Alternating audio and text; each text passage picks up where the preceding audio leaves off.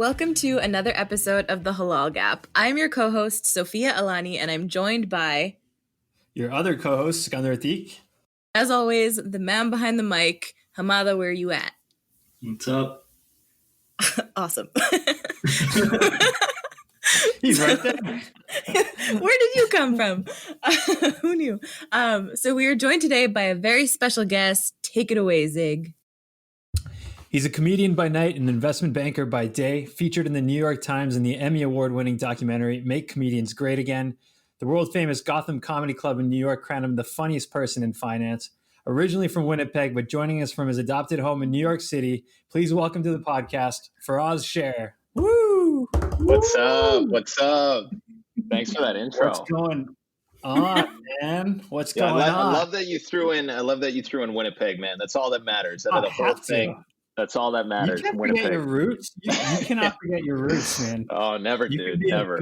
Big time New York City investment banker all you want, but at the end of the day, you're just a guy from Winnipeg. I'm just a prairie boy. Yeah, exactly. Prairie boy in the wind. Journey. Yeah. It's like Journey, just a small town boy, but for me, it's just a prairie boy.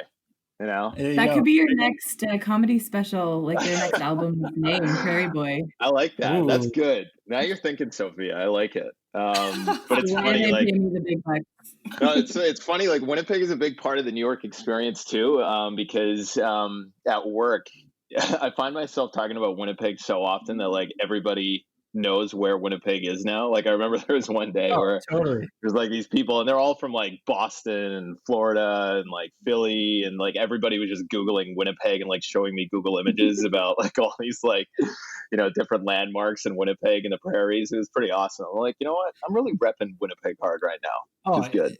It's actually hilarious because I don't know about you, but when did you move to New York? How long ago now? So it was like 7 years ago now. Yeah, it's 2013. Okay.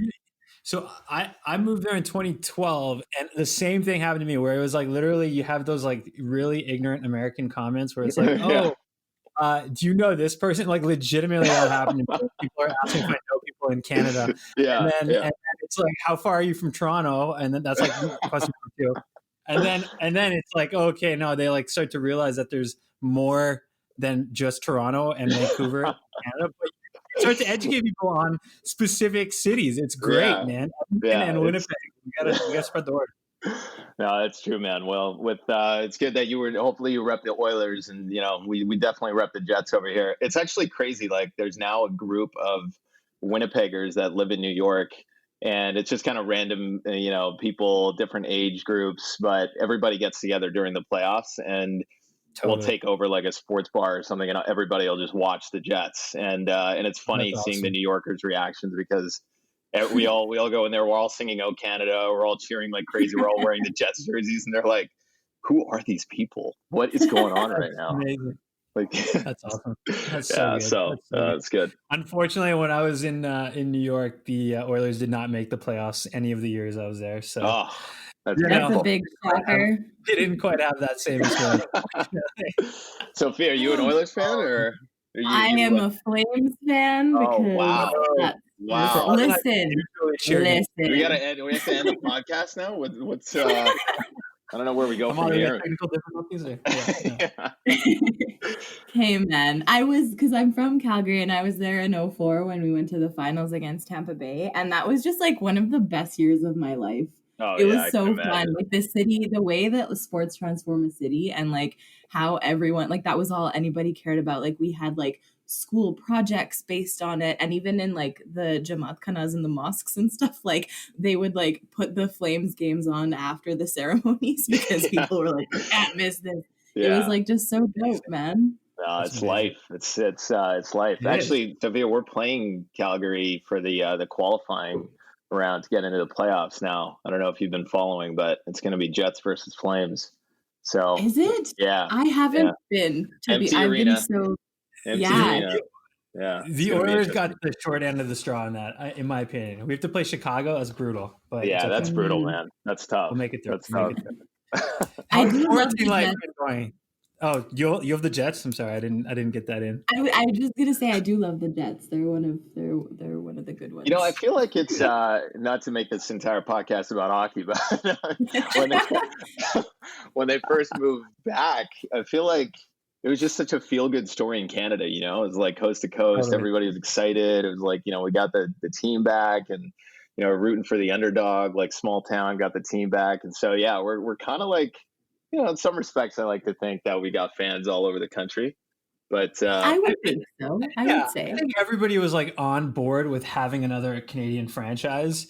But now that you guys have been around for a while and have had like exponentially more success than the Oilers, I'm just going to trash talk you. So that's fine. Yeah. No, that's what you got to do, man. Absolutely. But the good thing is that we can all band together on this call and make fun of the Leafs, and that'll bring put us aside together. our differences and make it happen. Exactly. They don't Leafs perfectly. Exactly. It's great. So Go ahead. I'm sorry, no, go for it. You've been trying to ask this question for ages. I'm just trying to, you know, get off the hockey chat. Fair enough. But just wanted to ask Feraz, how's the quarantine been for you? What have you been up to, man? Yeah, no, good question, man. It's been an experience, I gotta say. So I'm actually quarantined with my mom right now, which is a lot of fun. There's definitely some good comedy, I think, that's going to surface from that. But in terms of the setup, so I live in Manhattan, but my mom lives in Jersey City, so right across the river from Manhattan. And so at the early days of all this stuff, you know, my wife and I came over here, and we were kind of staying here and then kind of going back to Manhattan and then kind of coming back here. And when everything just spiraled out of control and went crazy in Manhattan, you know, we just decided to stay here, and so it's been fun. I mean, you know, quarantine with mom and doing her groceries and her laundry and everything, and being extra cautious with her in terms of, you know, wearing masks when we go outside. So, you know, it's the new normal. But my mom is definitely, I think she's getting a little bit more stir crazy than I am. So I'm actually trying to manage her a little bit because, you know, like we're being extra paranoid with little things, right, that come into the condo, like just groceries and cleaning groceries and all that. Just, it takes a while. And so it's just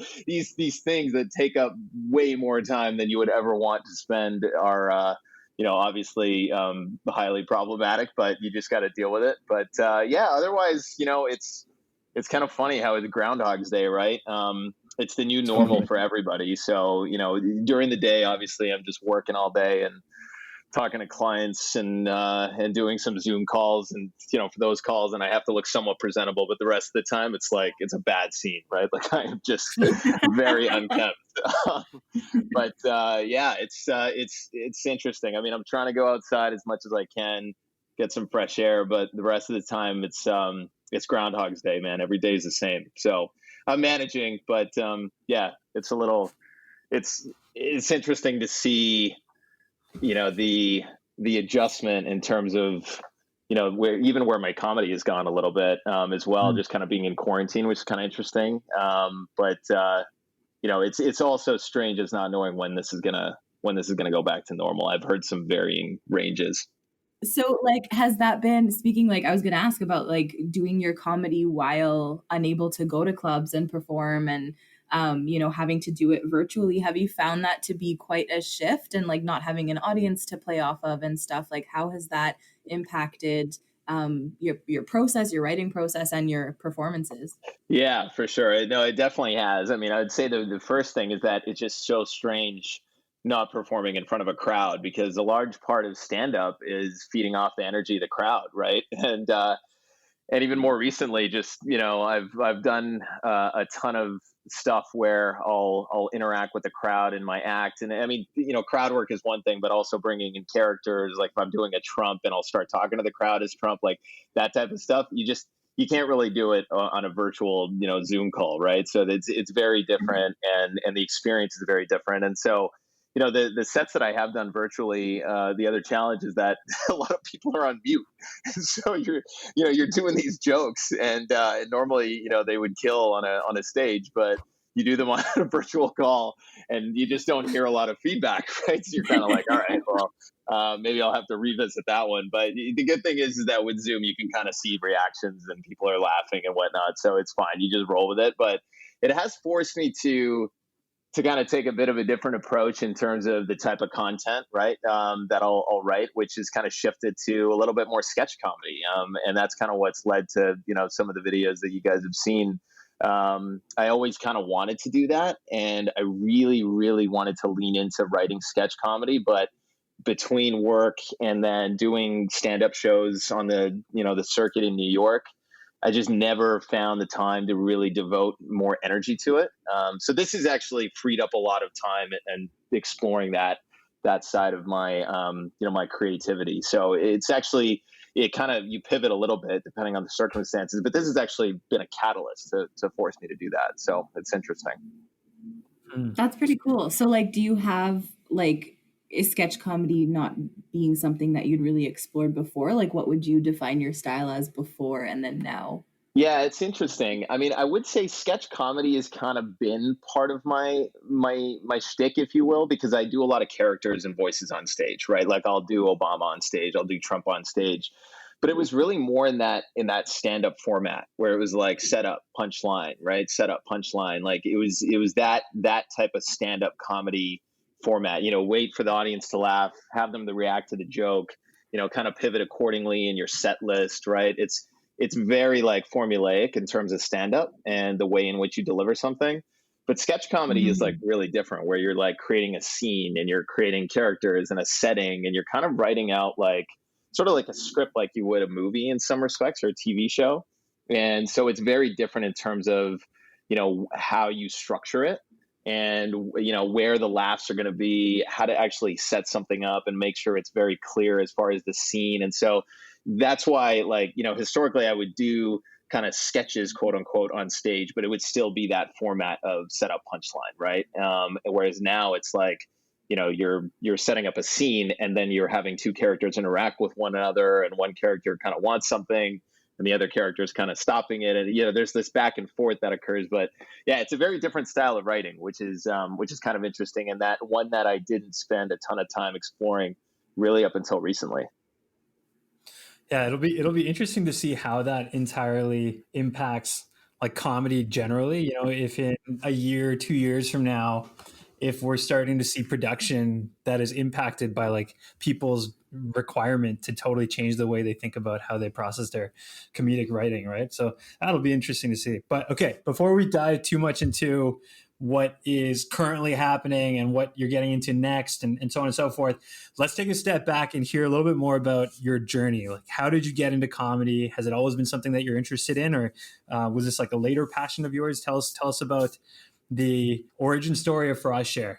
Yeah, sure, absolutely. So as you know, I grew up in Winnipeg, and then moved to Toronto for school. So when I was 18, moved to Toronto, and actually, when I was in Winnipeg, I always kind of had a knack for performing. So when I was in high school, I did some school plays, and I always kind of had a knack for, just going to dinner parties and like davets and stuff, and making fun of aunties and uncles and doing impressions and all that sort of stuff. So I was like, I kind of always had this DNA of doing impressions and comedy, I guess, when I was a kid, but never ever thought that I would perform comedy on stage or stand up or anything like that. So anyway, I moved to Toronto. I was at University of Toronto for undergrad, and then did my master's in Toronto as well.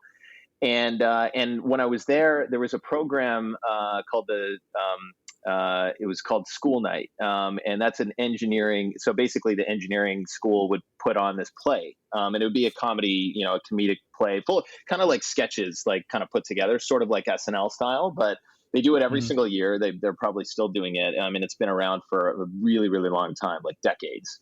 And so I thought it'd be kind of fun to try out for it, and audition. I mean, I didn't think I was going to get it. It was like I had an exam the next day. I was just walking by, saw the sign for auditions. I was like, whatever. I'll just pop in there and see what happens. So I auditioned. Wait, so how did you like, what did you audition with if you were like, your head was full of school stuff? Yeah, so basically the audition was, so they had a sign. They're like, open auditions for anybody. Any engineer that wants to come in can audition. So I saw the sign. I'm like, meh, I'll walk in there. And again, I had an exam the next day, which I was stressed out for, but I'm like, yeah, whatever. I'll just check this out. So I went in. They gave me a script. They told me what to do. They're like, okay, act out this scene. Pretend you're teaching this class as this type of professor. And it was just a bunch of random scenes. And so I acted them all out.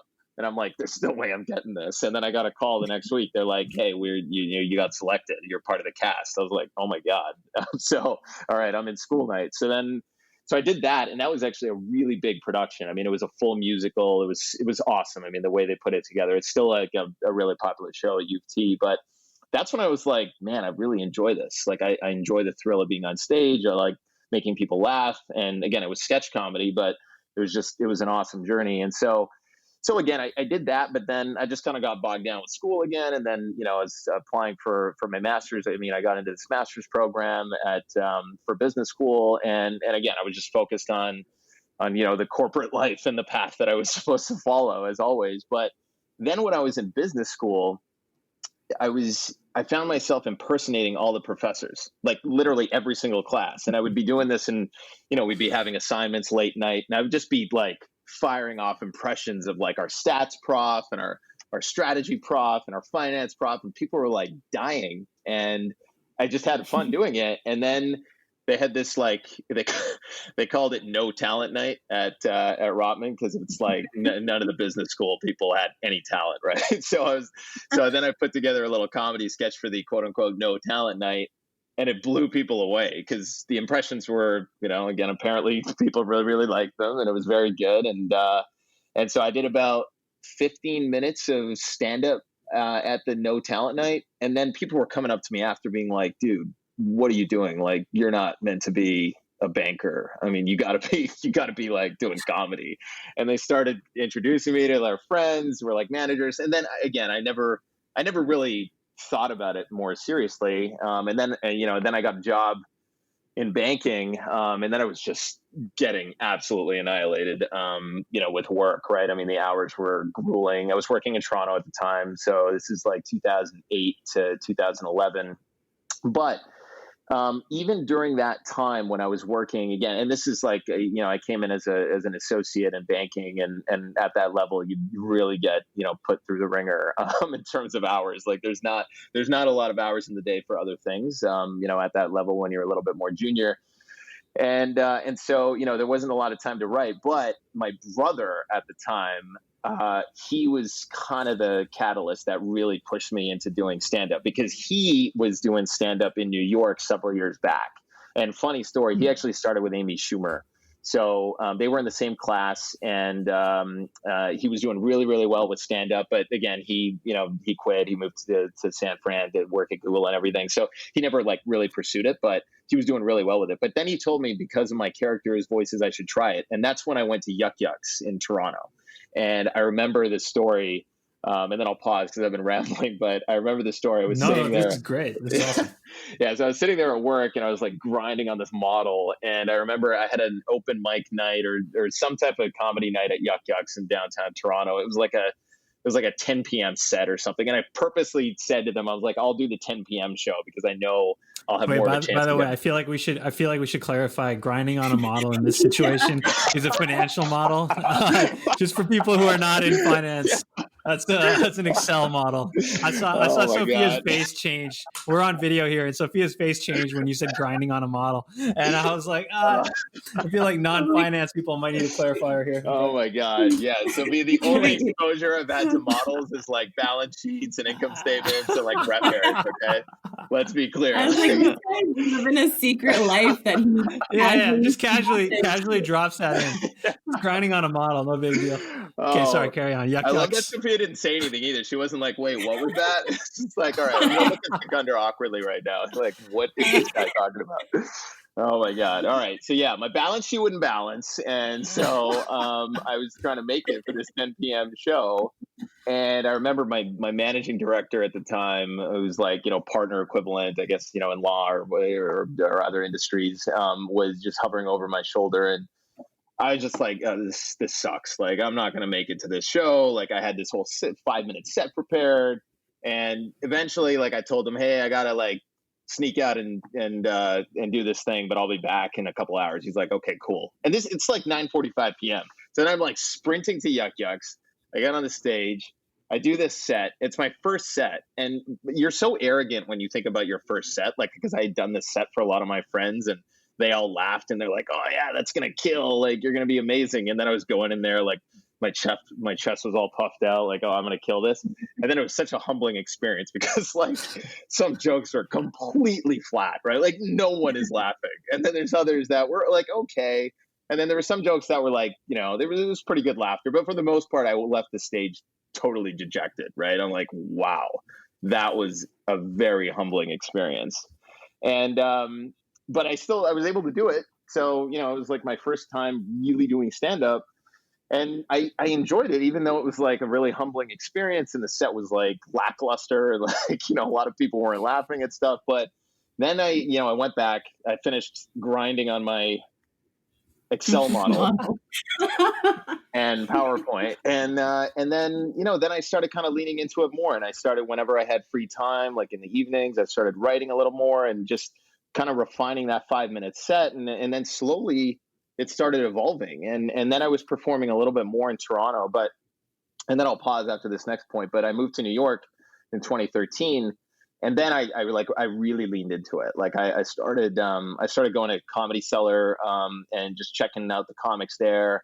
And I signed up for there's a comedy class there. And one of my mentors, Rick Chrome, who's this, legendary stand-up comedian in New York, he taught a class. And so then I kind of learned about like the formula of stand-up and really, what's involved with it. So that's how that journey kind of unfolded. So did did your finance job take you to New York, or did you move to New York with the intention of, okay, I want to put some more effort into my comedy career? Yeah, that's a good question. It's kind of a bit of both, actually. So I was always enamored with the idea of living in New York just because I found the city super cool and it was just really fun. And there was, anything that you could want was in New York. And it was just this really awesome place that I kind of grew up visiting, right? Seeing my brother. And I was just really just attracted to the big city and the bright lights and all of that, right? Even as a kid when I was living in Winnipeg, there was just something about that appeal that I really loved. And so part of it was career, and then part of it was, look, if I go down to New York, you're going to be kind of in the epicenter of at least the stand-up comedy scene, and I think it'll just be a really cool experience. So from the work standpoint, there was a lot of changes kind of happening at the firm that I was at. It was sort of, ripe for me to explore other opportunities. And that's when I remember it was January 2013. And I told myself in my head, I was like, by summer, I'm going to be living in New York. And I remember telling myself, I don't know how I'm going to do it, but I'm just going to make it happen. And this is where I kind of, I don't know if it's the secret or, if you just really, really want something and you train your mind to think that it's going to happen, maybe it occurs, but I don't know what I did, but I just imprinted that into my mind that I'm going to be living in New York by the summer. And then I was like, grinding and trying to get job interviews. And I came down here, I was sleeping on my buddy's mattress and, getting up and networking and just, hustling, moving, meeting investment banks all over the place. And eventually, one thing led to another, and there were interviews happening, and eventually there was an offer, right? So, despite everybody in Toronto telling me there's no way they're going to hire a Canadian guy, like, there's a lot of you bankers out there in New York, like, why would they bring you down? It just, things just fell into place. So yeah, it was kind of both. So first of all, don't apologize for talking, because if you don't talk, we have to talk, and people are sick of hearing us talk. They came here for you, so talk the entire time. But I was gonna say, so you mentioned that like, there was this element of like you previously when doing finance and stuff, that was like the quote unquote path that you were supposed to follow. But your older brother had done kind of more of this comedy and like art stuff. And so do you feel like you were like, it was an easy choice for you to be like, New York also presents this opportunity for me to explore this other passion of mine? Or was it kind of something that you had to wrestle with internally? Yeah, no, I think it was easy in that I knew I was going to come down here and I was going to, pursue both, for sure. So, as soon as I landed, I just kind of started exploring the comedy circuit and really getting entrenched in that. And at the same time, obviously, I was, really focused on work, and just making sure all that was going in the right direction.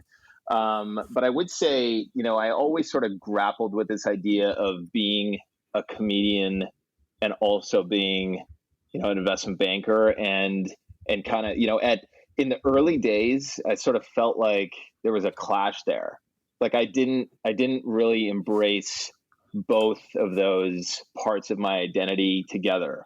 I sort of felt like I had to keep them separate. And so that was more the struggle that I had. It wasn't a struggle of, do I go down there and focus entirely on finance or focus, a large part of my energy on comedy, because I knew that I was going to do that.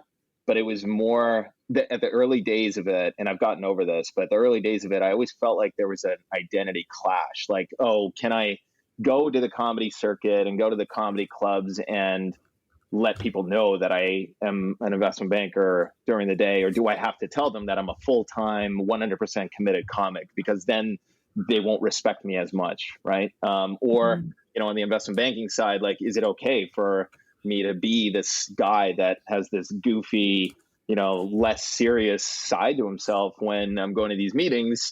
And you obviously do have to be very serious, right? You don't want to be that guy that everybody's like, oh, there's the Joker. And so I really, really struggled with that for years, actually, only until, more recently where I kind of embraced both of that. So yeah, that was kind of more the struggle early on, I would say. And do you feel like that was true? Like, did people like in the comedy clubs and stuff judge you for not doing comedy full time? Definitely not. And it's interesting that you asked that question, because I always thought that would be the case. And again, like I said, I held on to that idea for years, which was obviously wrong, because later on I sort of realized, and my wife Visra is a part of this as well in terms of helping me think through it, because she's always told me that it's a strength, right? Why would you consider it to be a weakness in either realm?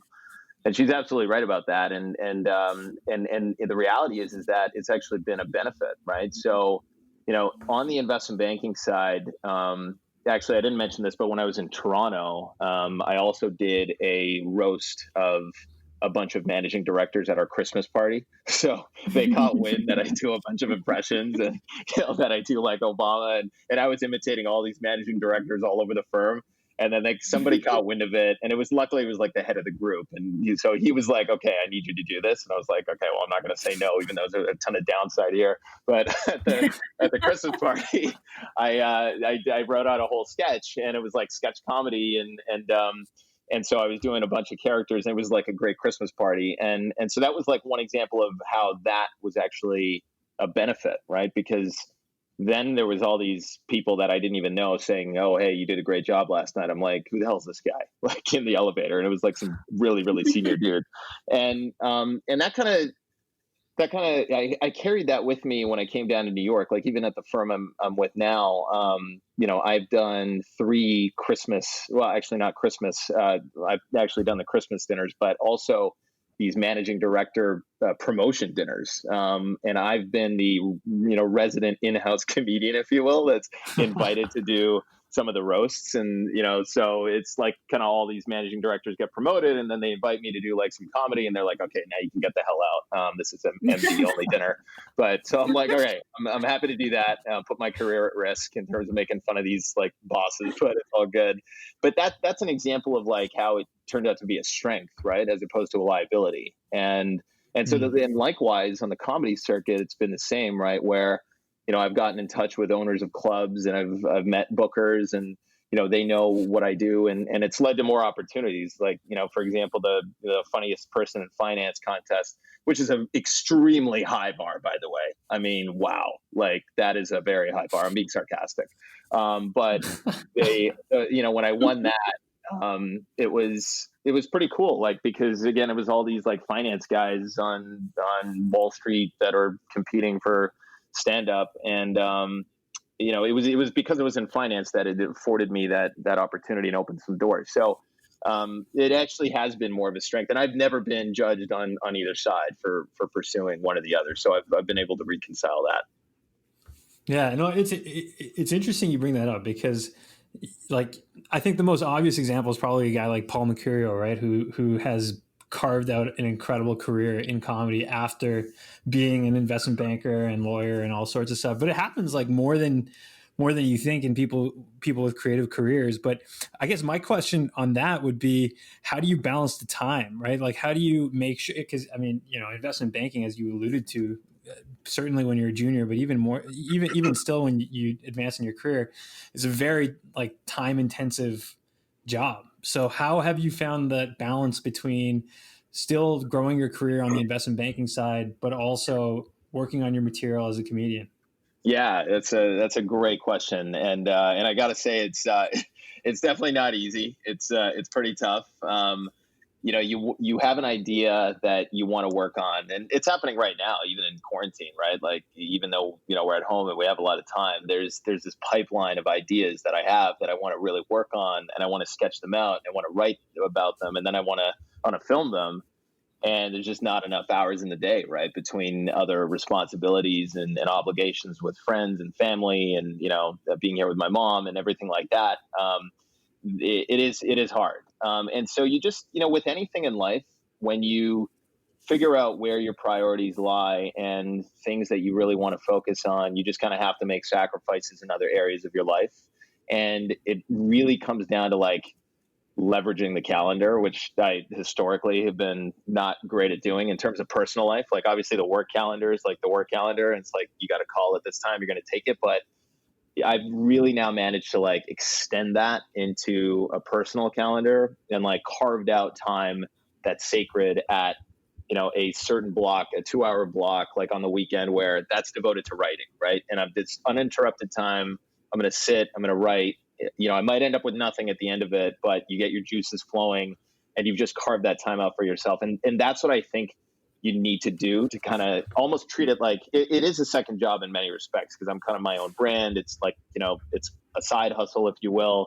Although I like to call it my main hustle. Banking's the side hustle, but it's just like helping pay the bills and all that stuff. But it's just really around like figuring out when you can write comedy. And look, the reality is like a lot of times I'd be leaving work and I'd be going on the subway, and the only time I had to write was like the commute from 50th Street down to 23rd Street. Like I'm just trying to get everything down, right, that I kind of come up with that day.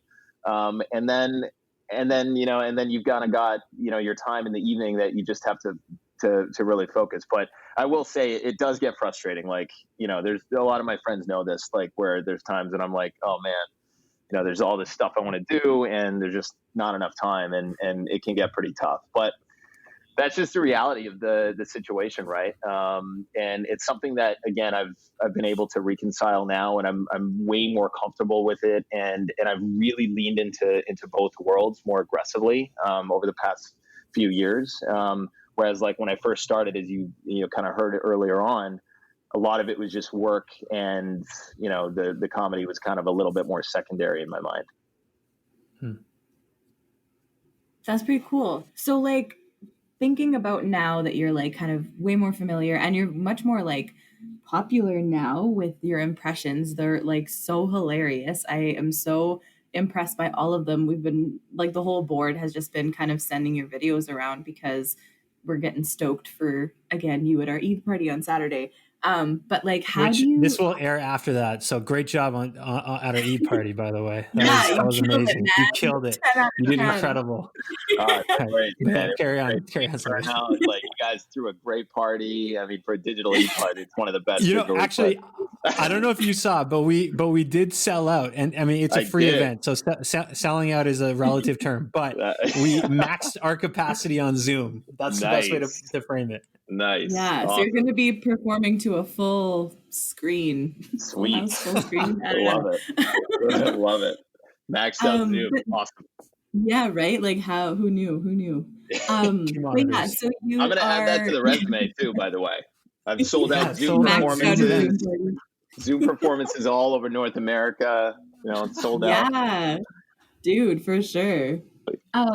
But yeah, so about your impressions, you're so good at all of them. If for those of you who haven't seen, he does a lot of impressions of currently that I've seen a lot of U.S. politicians as well as Justin Trudeau. And my favorite is Bernie of yours. But do you have a favorite of yours that you really enjoy doing and that you find like easy to come up with material for? So I got to say, that's a really interesting question, because I feel like it changes. It's sort of like having a favorite, I don't know, song. You kind of have your like current song that's your favorite, but then you have your all-time favorite.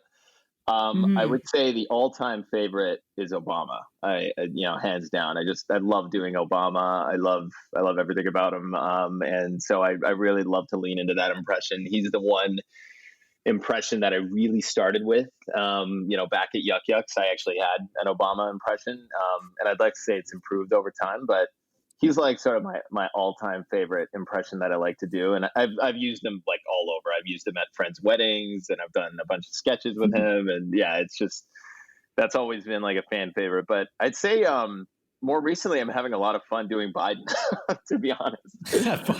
Great. Even though the Biden that you guys have seen is like, the one-liners, like it's really, really short and really tight. But I've just had so much fun with that character every time I do it. I turn the camera off, like you'll see, like I do those one-liners, and then I'm like cracking up to myself just because like it's kind of weird, like laughing at your own impression. But I just have fun with the Biden. He kind of cracks me up a little. So I might have a few more impressions that are a little bit longer with him in terms of sketches that are coming up. But yeah, the Biden I really love, and I will say I'm surprised that. The reception on Trudeau has been so strong. Like, a lot of my Canadian friends have just really, really, really liked it. And a lot of my American friends that know Trudeau have also really liked it too. So that's actually been pleasantly surprising because I didn't think it would be as well received. Yeah, no, you've nailed down the cadence of like everyone's voice. Like you could close your eyes and be like, wait, Justin, is that you? Like 100%. That's awesome. Well, I got another one dropping soon with Trudeau and Trump. So watch out for that. Ooh, excellent. Ooh, intrigue. Everyone check out his stuff. Yeah. So like as a Muslim that does impersonations, that obviously lends itself to some pretty interesting like comedic opportunities. And obviously, as Sophia alluded to, you've been doing a lot of those on sort of like with a political bend during Ramadan and through to Eid. Are you starting to become more conscious of that lens and that opportunity that you have, or has that always been a part of your routine, or how has that evolved? Yeah, no, that's a great question. And I would say that's really evolved more recently, I'd say over the past couple of years. Like ever since I think, when Trump got elected is when I really started exploring that side of comedy. And frankly, I'm really enjoying it because I'm peeling a lot of layers back in terms of what it means to be Muslim, what it means to be a comedian, a Muslim comedian, and what angle I want to take with my comedy and what story I want to tell. Whereas historically, like when I first started out, right, when I first moved to New York, it was kind of all about impressions and just kind of, telling some jokes as Obama, but I would take less of a real angle and a stance, and which is fine. And some comedians do that. And that was just kind of how I was early on, right, when I was kind of exploring my comedy and my impressions. But more recently, I've explored the idea of taking the impressions, taking a stance on something, and trying to use comedy to draw light to something. And that's kind of been more of a recent phenomenon. Again, I would say over the past couple of years, and I've frankly really enjoyed that because there's a large part of my comedy that you guys haven't seen yet, and hopefully one day you will. That just kind of explore a lot of my personal experiences, right, in terms of being from Winnipeg and growing up there, and some of the experiences of just what it means to be Muslim, and my take on Donald Trump and the current political discourse, and again using comedy to kind of take an angle to what's really happening out there, as well as like some other personal anecdotes and personal stories about for example, like moving to New York. A lot of people have actually thought that I'm black or like half black, right? And then I've got a whole bit on like what that's like, right? With the, kind of looking half black and like, really appreciating the swag, if people say that I'm black, and I'm like, yeah, certainly I'll take that. Like that's awesome. But then I'll flip over to Indian when it's convenient to be Indian. So like I've got a whole bit on that.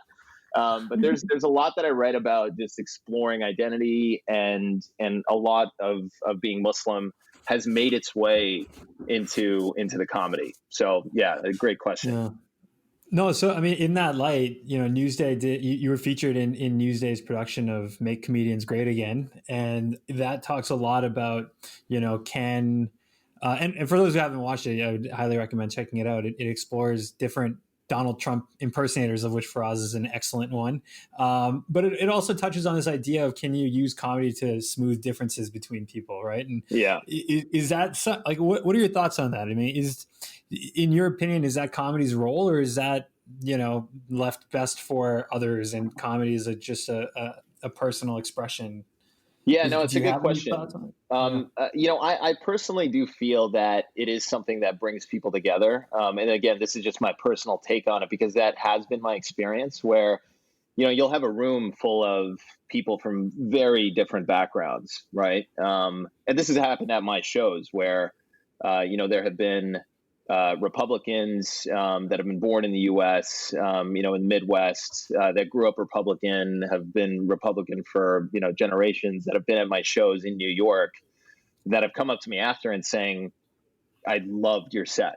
And, you just took a really funny angle to the comedy in terms of making fun of Trump, but they were able to actually laugh at what I was saying. And so we obviously have very different views, right, in terms of our politics, in terms of our, our ideology, in terms of our value system. But everybody in that room was able to laugh at that moment. And so that's really a coming together, right? And so, comedy in some respects, it certainly can be divisive. I mean, look at all of the, the bad things that have surfaced with some famous comedians, more recently. But I would say for the most part, when you're in the Comedy Cellar or you're at Gotham, I mean, you've got a very diverse crowd, and everybody can kind of band together and laugh. And I would say that, I think it's the role of comedy, though, to also shed light on truth.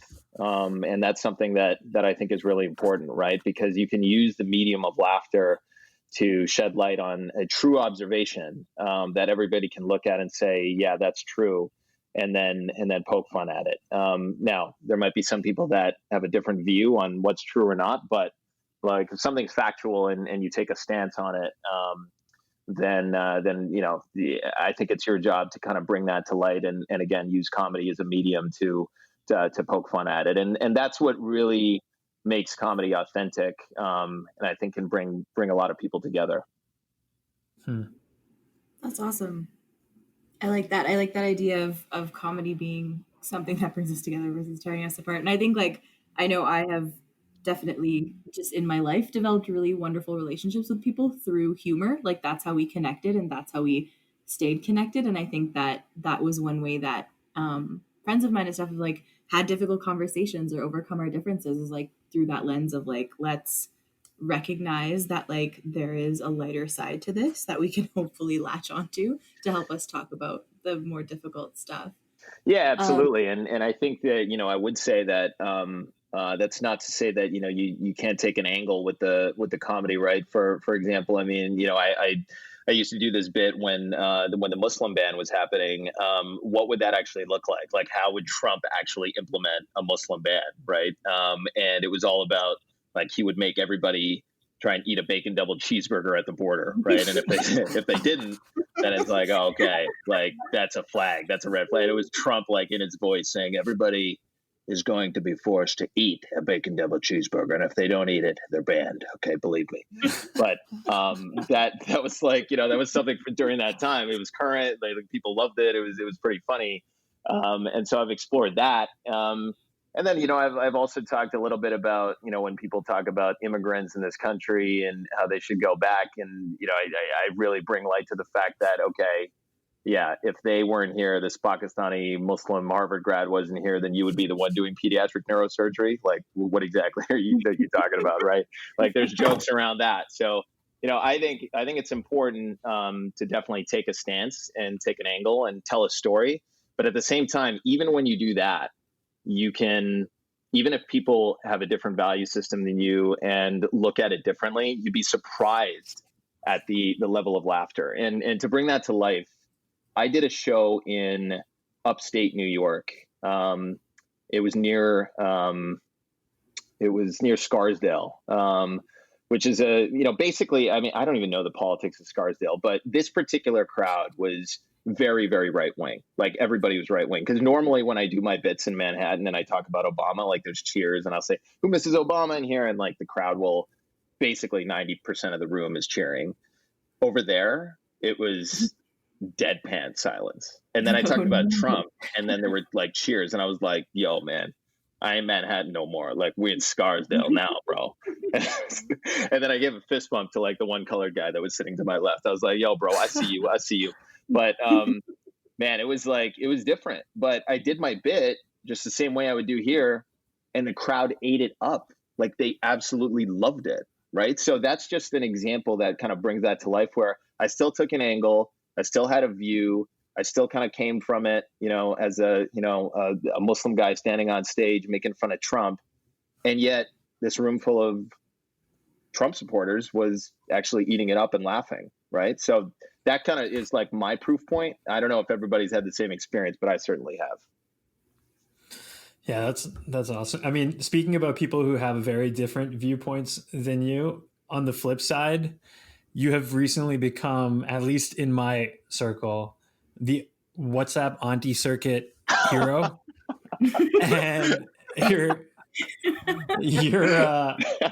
videos are making the rounds on every group chat that my mom is a part of. So props, first of all.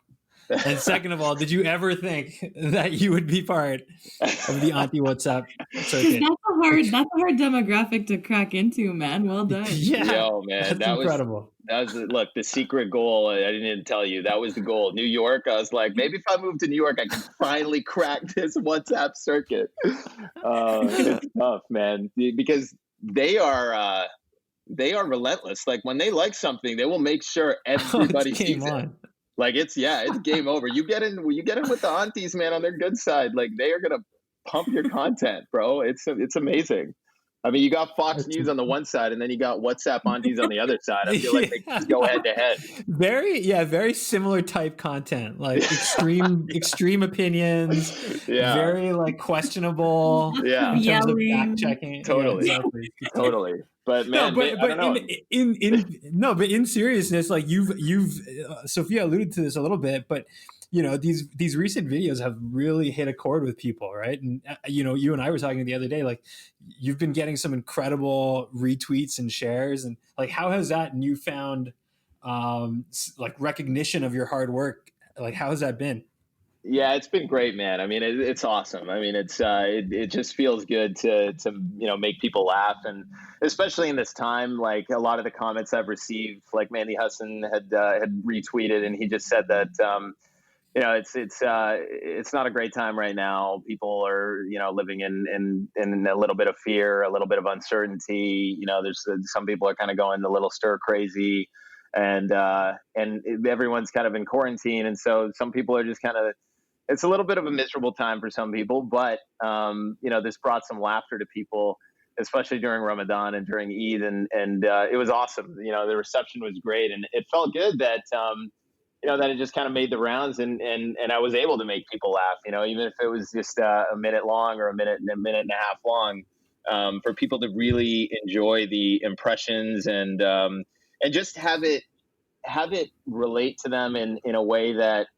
Everybody could kind of forward it on and enjoy. That's a large part of kind of some of the feedback that I heard anyway, was that, the reason that a lot of people loved it is just because, it doesn't matter what age you are. It was a piece that I think everybody could appreciate. And, whether you're Muslim or non-Muslim, I think that, it's really resonated with people. So I'm definitely humbled by it, and it was awesome, especially again the WhatsApp aunties. I think there's one particular auntie that might have lit the spark that because she lives in Michigan and she knows everybody, so like maybe she was the one that just kind of planted it, and then it just forwarded from there. Like, are you serious? There's like an actual like auntie originator of WhatsApp threads? Well, I don't know. I feel like she's got to get herself an Instagram account and like, oh man, and get some sponsorship ASAP. Totally, sure. Joe Biden's got to find her out. Like, he's got to seek her out and be like, you got to pump my message out, because she might be the spark. She got pull. That's right. Well, shout out to Michigan auntie for all your support. Well, yeah, there's that, and then it's funny. One of my other buddies, he actually messaged me and told me that he got it from one of his other friends who got it from his mom, and it was, again, on WhatsApp. And so that was the first video that I did. So the second one, I remember I finished it, and the first guy I sent it to I was like, blast this into that same group, dude. Like, whoever that auntie was, like, make sure she gets it. And then and he's like, okay, done. Like, it's over. And then the next day it was like, in the Twitter sphere and all that. So again, I don't know. Maybe it's that Toronto auntie. I don't know. There's multiple aunties that could be the same. There's so many. I told you about the one in Texas that shared it with me. Like that's right. It's all over now. It's all over. Yeah. We've got aunties in different area codes, man. Yeah, straight up. Exactly. But bringing it back to the stage a little bit. You've played arguably the most famous stages in comedy, like from the Gotham to the Cellar. How was that experience first walking onto that stage, and what advice would you give to anybody who's contemplating this journey? Maybe they're doing like a more traditional career path right now, but they have this same sort of aspiration.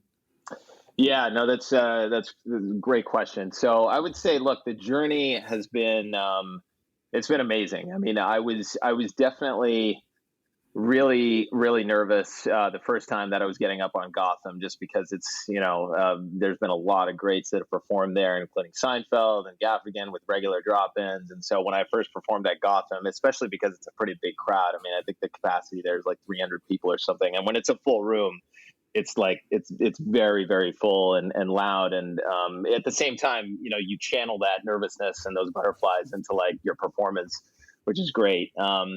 And the same thing with the Cellar, right? And some of the other clubs around the city, like the Comic Strip. I mean, just these legends of comedy have performed on these stages. And so, over time you get more comfortable, but those nerves are always there, right? And it's interesting with Gotham, that you asked that, because a couple times now, which is just, by accident, but it's still pretty awesome, is Jerry Seinfeld has dropped in the same night that I've performed. So, and this has happened multiple times now, where there was one Wednesday night, I invited a bunch of people from work, and it was like a Wednesday, 7:30 p.m. show at Gotham. And, it was kind of a mix of like, up and coming talent and some professionals. And so I was doing a 7-minute set or so. And I was getting ready to go on, and I was reviewing my set list and everything, and what jokes I wanted to tell. And I dragged a bunch of people out. I think there was like, 7 or 8 people. And the comics that went on, they were kind of okay. It wasn't like amazing comedy. And so I was kind of feeling a little bummed that, I dragged the group from work to the comedy club, and they weren't getting like, a ton of, really, really good pros. But, right before I went on, the host came on stage and she said, you never know who's going to drop in a Gotham Comedy Club. Ladies and gentlemen, here's Jerry Seinfeld. And then Seinfeld came on and he did 40 minutes. And then he got off. Goodness. Yeah, and it was insane. And I was like, what is going on right now? And then he got off, and she got on the stage. She's like, all right, next up, Feraz, Shere. And then I'm like walking up there, and I'm like, okay, we're all going to be disappointed right now. All right, me and so just strap in for the next 7 minutes of disappointment. But I mean, it was awesome. Like, I mean, it was incredible. And then again, like a few months later, I was on stage. I did my bit. I got off stage, and then the next guy on just dropped in Jerry Seinfeld. So he drops in quite a bit, but it's pretty awesome that experience was crazy. So do you tell people that Jerry Seinfeld opened for you, or that you opened for Jerry Seinfeld? Definitely. Which one is it? You know what? Actually, you just gave me an idea. I'm going to slide up into the WhatsApp auntie DM and tell her Jerry Seinfeld opened for me, and then it's going to be like another level for my career. Over. Yeah. Do the aunties like Jerry Seinfeld? Aunties love Jerry Seinfeld. Do they? Aunties love that clean humor. Yeah, that's the thing. It's clean, right? That's why he's loved. But yeah, I think we got to get to Michigan auntie, Toronto auntie, maybe Houston auntie. Throw it out there, But to answer your second question, like in terms of advice, yeah, look, I mean, I would say that the number one thing that happens for new comics that get into it is they try to write material they get on stage, it doesn't work out, and then they quit, right? That happens a lot. And then they just get fed up, or that you hit writer's block. You can't really come up with stuff. You try it on stage and it's not going as well, and then you kind of quit.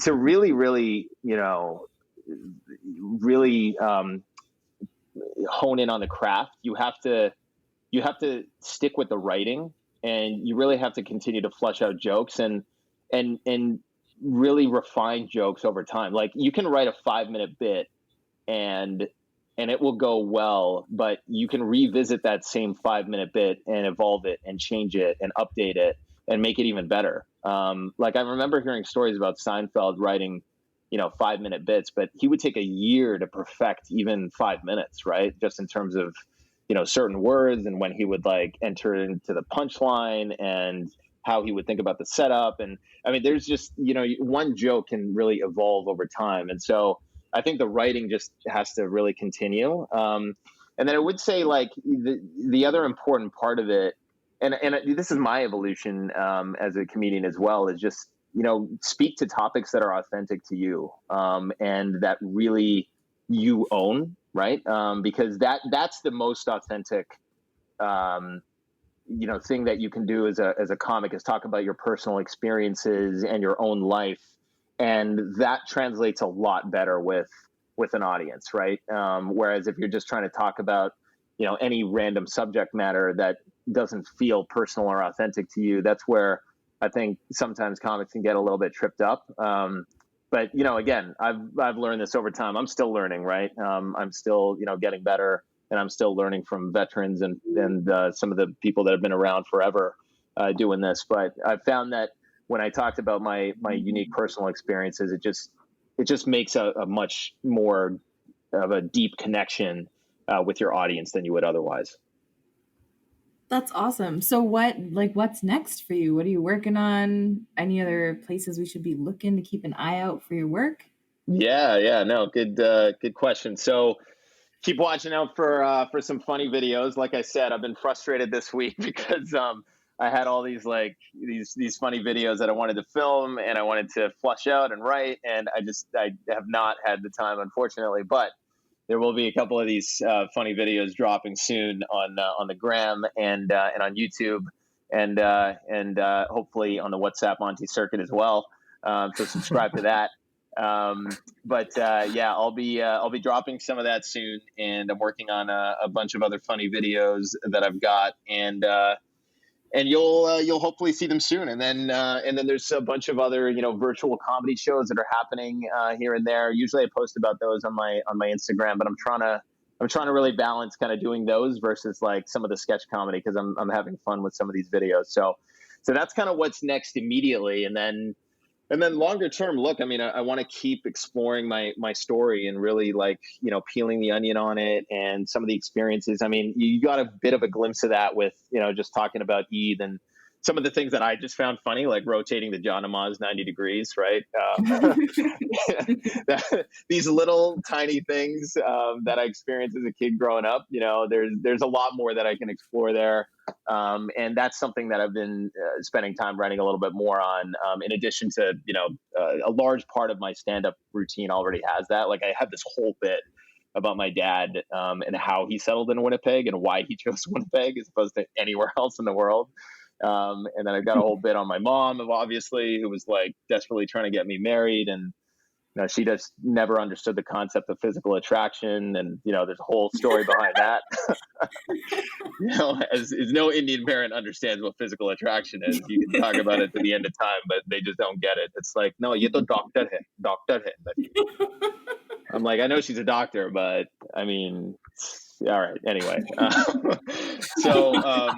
so yeah, there's a lot more that I want to do, and there's a lot more that I want to tell, and I'm excited about where this is going to go. So that's kind of what's next, sort of medium to long term, I would say.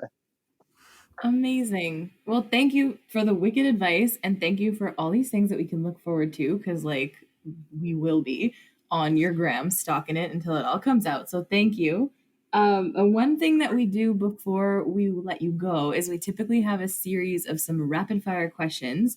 So Skander and I will alternate asking them, and then you just answer the first thing that pops into your head with like the least amount of time to think. Okay, as possible. I'll try.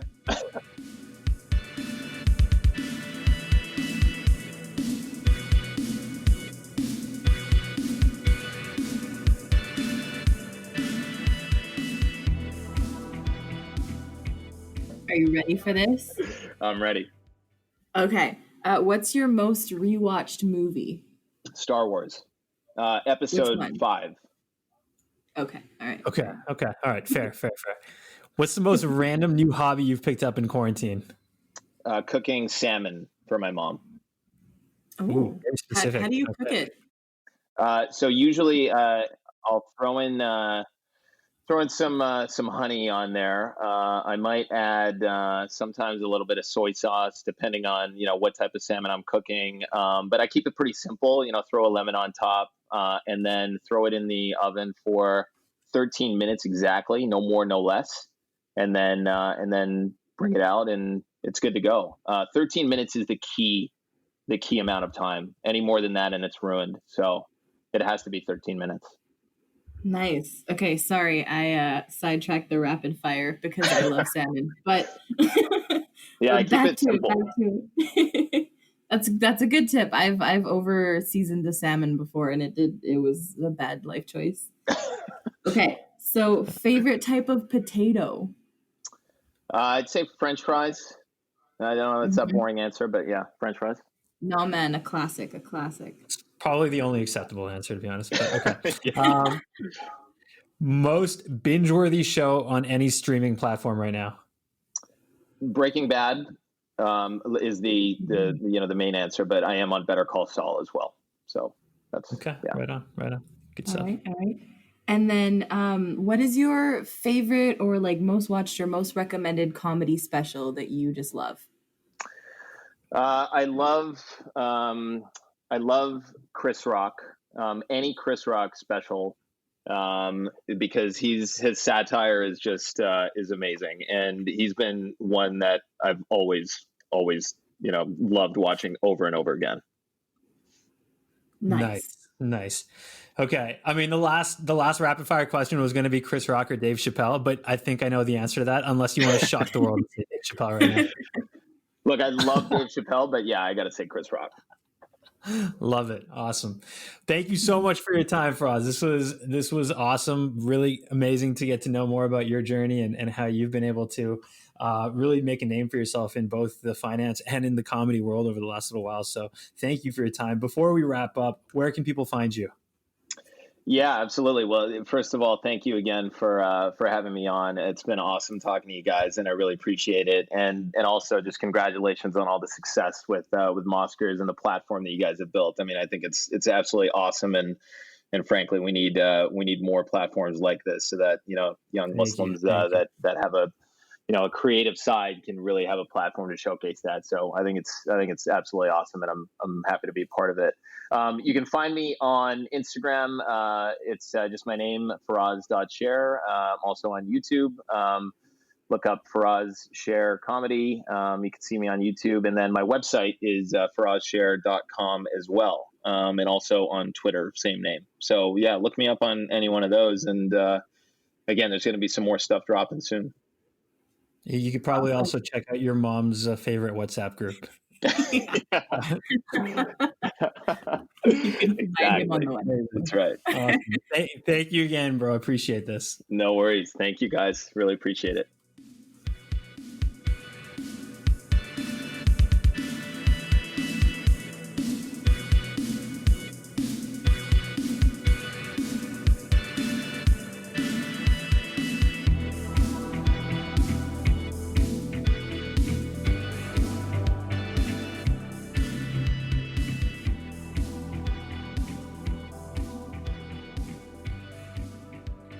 Thanks so much for joining us for another episode of The Halal Gap. You can find us online by searching Mosquers Film Festival on Twitter, Instagram, and Facebook. And next week, we're excited to bring on to the podcast Hamza Huck.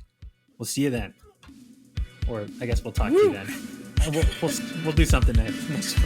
We will hang out with you at that moment in time. We'll close the gap then.